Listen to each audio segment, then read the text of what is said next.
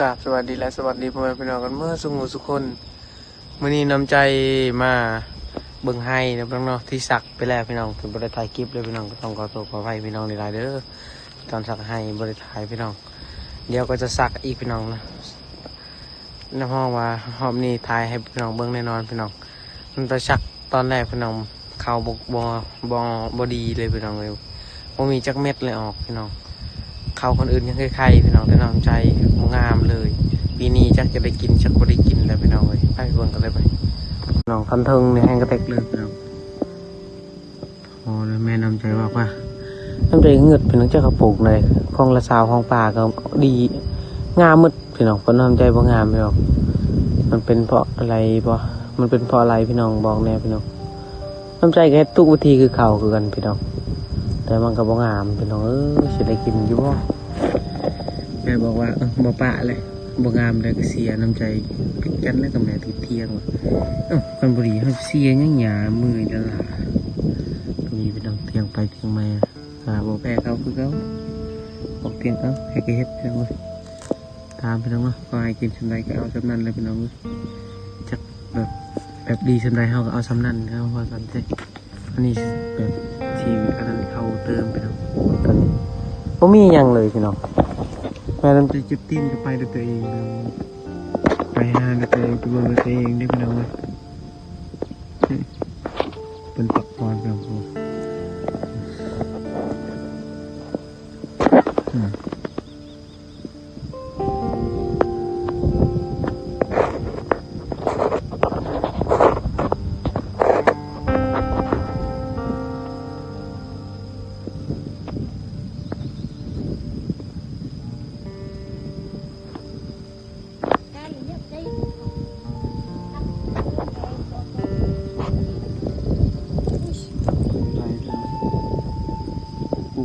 มาแตงก็มาตายพี่น้องสลีก็มาตายพี่น้องสลีแม่เขาปลูกบางลายแล้วมันไม่ได้เห็นจักอันหรือจักต้นเลยเงาบางงามปลูกเงาบางงามพี่น้องดินแห้งอะไรทางก็ทางให้ก็ยากปลูกสักให้ก็ยากเสียยาก็ยากยังก็ยากมืดพี่น้องมันงามสิใครแม่เป็นปลูกขณะปลูกแล้วมันงามสิมีกำลังใจพี่น้องอยากทำอะไรเฮ็ดพี่น้องเราเฮ็ดแล้วมันบ่งามเลยที่พี่น้องหมดกำลังใจเราก็เฮ็ดเราก็เสียหยาน้ำใจก็เสียหยาก็พวกน้ำใจก็เสียหยาก็หมดกำลังใจเลยแบบนี้เงินก็บ่มีใส่น้ำมันไปให้ก็บ่มีแบบนี้คันดีนี่ใครเนี่ยพี่น้อง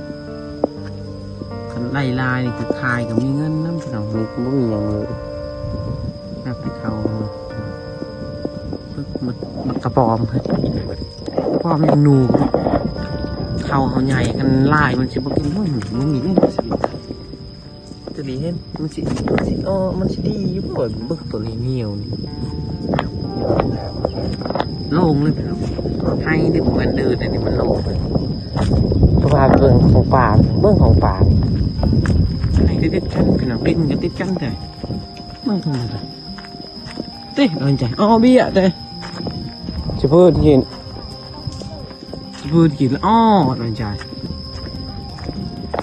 นี่ให้น้ำใจเบิ้งบนนี้เริ่มเพียวนี่ให้น้ำใจท่านนี้ไปนะมือแห่งเบนเลยนี่เหรอของป่าทั้งเบิ้งเดี๋ยวเราลงก่อน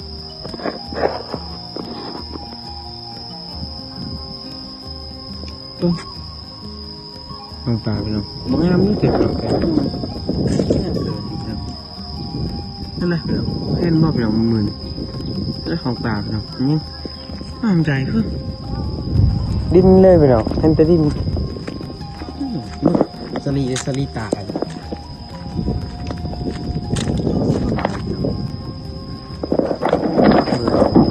จะเบียดกันเมื่อไปเนาะก่อนเมื่อได้บางอย่างถึงยาวไปช่วยอะไรเรา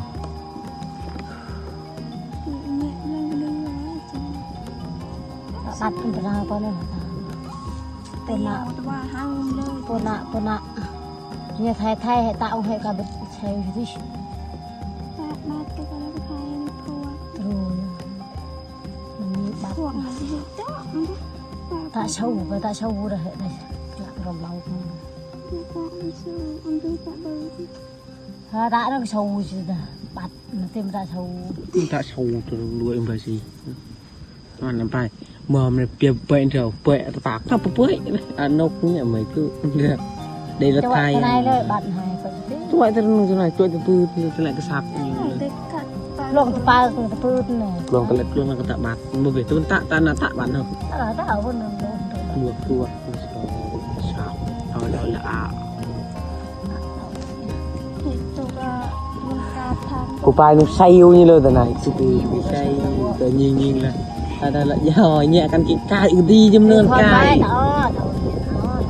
เด็กย่อยทานตัวเอง không phải không căn này cứ đi chấm nương cài sẽ hả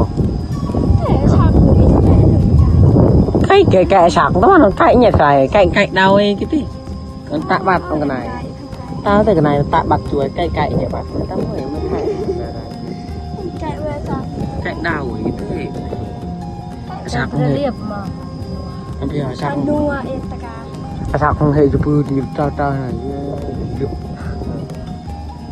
ตัวมันจะทำ dốt mà thì ai biết yêu เด็กเบิ้ลเจ๊เบิ้ลเจ๊อ่ะ มัวอยากเกิดการสักที่กลายกระคนละพระอะไร นี่เราล่างพิสักไปแล้วนะเพื่อนน้องครับป่าให้มันโดนแผลแต่เบิ้งบ่มีข่าวแล้วนี่แต่ข่าวหนึ่งเห็นไหมมี2-3อันนี่พี่น้องนี่ช่องเราใส่พี่น้องหญ้าเต็มลายอย่างพี่น้องเดียวกันจะลงมือเสียหญ้านี่พี่น้องหญ้าอย่างนี้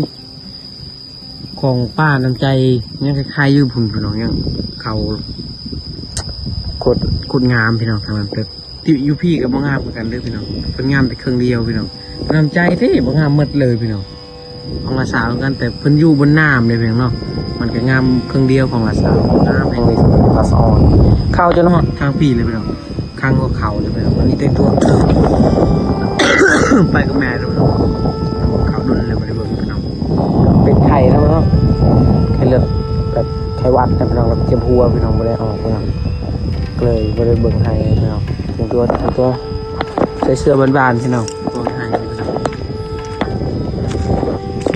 ของปลาน้ำใจกับช่องมันเนี่ยเลย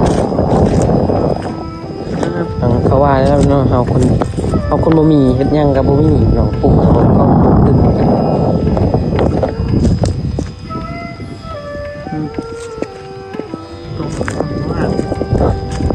เบิดของปากเที่ยวแห่งเลยเยอะมากบ้างมีแต่หญ้า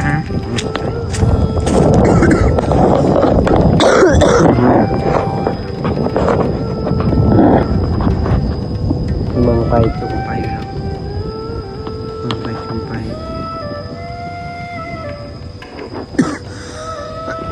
จากเสียบต่อจากบัวเห็ดนะพี่น้องเดี๋ยวบอกไปชมไปน้องเบิ่งไปพุชน้องมันเห็ดมันเสียเอ้ยเก่านี่เป็นยังพาดูพาลาเห็ดนี่เลยเนาะ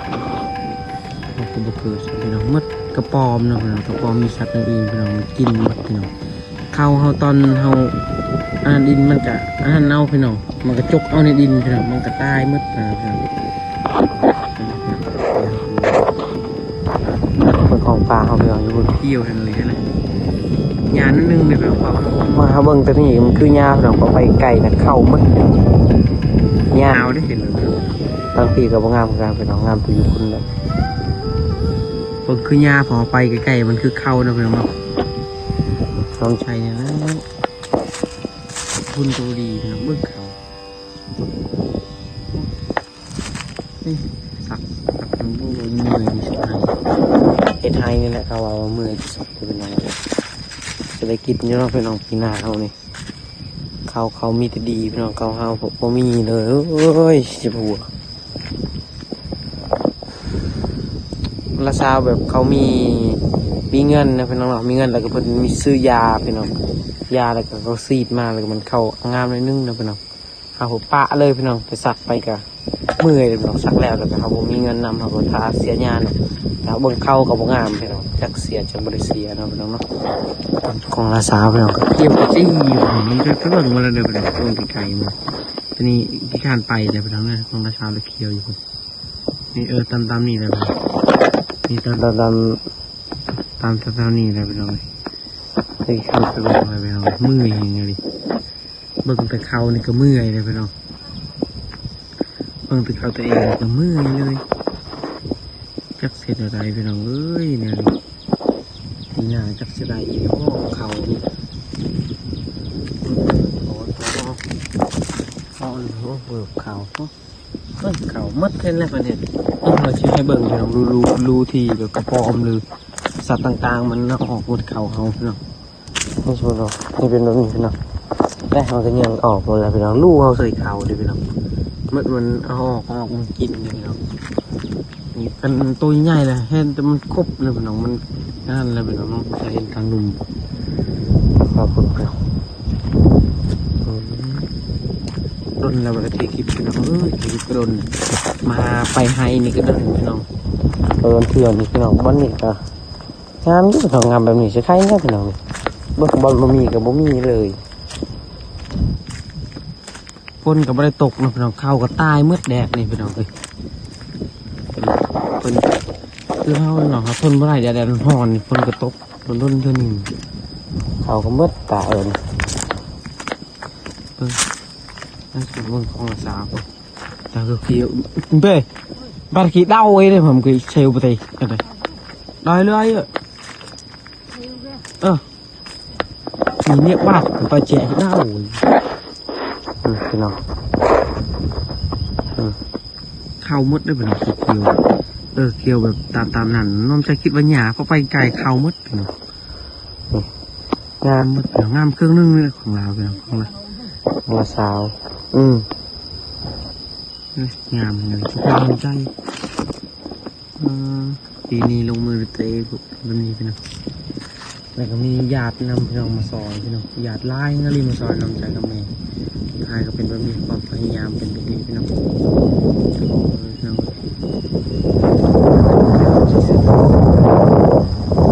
ำใจไปเรียนกับเรียนอยู่พี่น้องได้เงินค่ากระเป๋า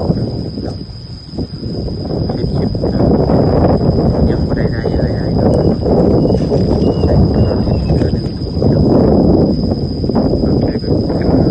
ใจกินข้าวแห้งอะไรบอกว่าคนที่กินข้าวแรงนะเขากินข้าวลายนะเป็นอะไรเป็นน้ำใจเขาจะโตน้องๆน้ำใจจะโตไวเขาบอกว่ากินข้าวแห้งน้ำใจชื่อกระสอบหนึ่งบ่ฮอดเดือนพี่น้องทิศหนึ่งกับบ่ฮอดช่างกันน้ำจะกินน้ำใจสิริโไว้เลยมันหาอยู่หนึ่งใบภูเขานี่สีใดภูเขานี่คิดว่าสีใดพี่น้องเบิ่งคือสีบูใดแล้วแบบนี้เบิ่งยาวลายพี่น้อง